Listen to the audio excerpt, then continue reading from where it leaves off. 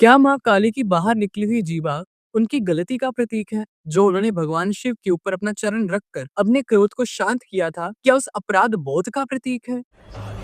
हमें आज तक यही बताया गया है कि माँ काली को शांत कराने के लिए भगवान शिव उनके पैरों के नीचे आ जाते हैं, और जब माँ काली भगवान शिव को देखती हैं, तब इंसानों की तरह अचंभित होकर उनकी जीभा बाहर आ जाती है। ऐसी कई धारणाएं हमें बताई गई हैं, परंतु सत्य क्या है? यदि श्री दुर्गा सप्तशती का अध्ययन किया जाए, जब भगवती कौशिकी में से भगवती कालिका का प्राकट्य होता है, तब उनका स्वरूप कुछ इस प्रकार बताया गया है। वे तलवार हाथों में लेकर चीते की चर्म की साड़ी पहने हुई थी। उनके शरीर का मांस सूखा गया था, केवल हड्डियों का ढांचा था, जिससे वे अत्यंत भयंकर जान पड़ती थी। उनका मुख बहुत विशाल था और जीभ लप-लपाने के कारण वह और भी डरावनी प्रतीत होती थी। इसका क्या अर्थ हुआ कि माँ काली ने तो भगवान शिव के ऊपर चरण रखने से पहले ही अपनी जीभा को बाहर किया हुआ था। अब ये ध्वनि सुनो।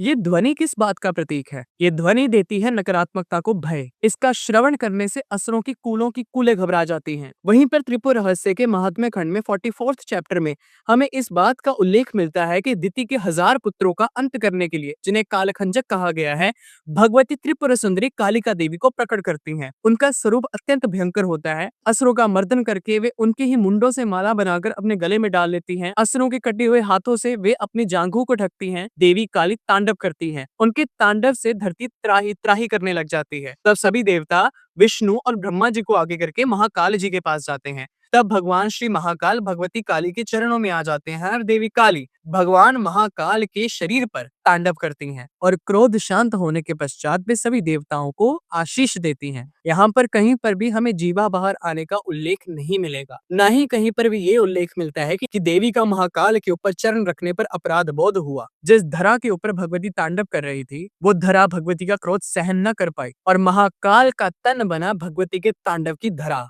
अब मैं तुम्हें एक उदाहरण देता हूँ। जब एक मनुष्य बिजली की नंगी तारों को छुएगा, तब उसका क्या रिएक्शन होगा? उसके शरीर में एक ऐसी ऊर्जा का संचार होगा, वो ऊर्जा उसका शरीर ग्रहण नहीं कर पाएगा। उसके बाल खड़े हो जाएंगे, आंखें बाहर को आ जाएंगी, संभवतः जीभ भी बाहर आ जाएगी। और वहीं पर महाकाली की बाहर निकली जीभा तंत्र कथाओं की अनेक धारणाओं में से एक धारणा कुंडलिनी का प्रतीक है। जब मनुष्य की कुंडलिनी जागृत होती है, तब उसमें एक अनंत ऊर्जा का संचार होता है, और वो ऊर्जा साक्षात महाकाली है। महाकाली की बाहर निकली हुई जीभा सर्वोच्च चेतना का प्रतीक है, जो सुख और दुख से विचलित नहीं होता। ऐसे शव रूपी शिव के ऊपर भगवती खड़ी हुई हैं। उनकी जीभा बाहर है, जो प्रतीक है कुंडलिनी का। और इसी के साथ मेरी पेंटिंग भी कंप्लीट हो गई।